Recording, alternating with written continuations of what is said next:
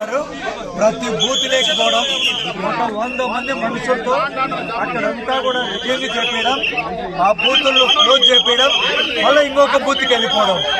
ఇది ఉదయం నుంచి ఆయన చేసే పని. ఈ విధంగా ప్రజాస్వామ్యాన్ని పూర్తిగా కూని చేసేటువంటి పరిస్థితి.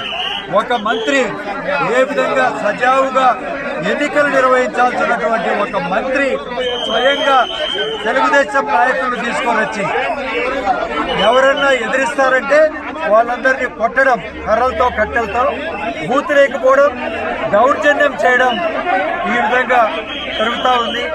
ఇది ఎప్పుడు కూడా చూడలేదు. ఇలాంటిది ప్రజాస్వామ్యాన్ని కూని చేసేటువంటి పరిస్థితి.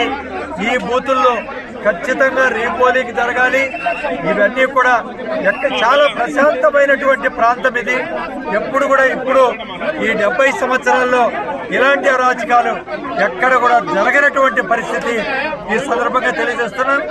మేము ఆయన వెంబడి 5-6 బూతులు వెనకనే వస్తున్నాం, కానీ ప్రతి బూతులేకి పోతున్నారు. పోలీసులు చోద్యం చూస్తున్నారు తప్ప ఎక్కడ కూడా దాన్ని అరికట్టే పరిస్థితి ఎక్కడ కూడా కలగజేయడం లేదు.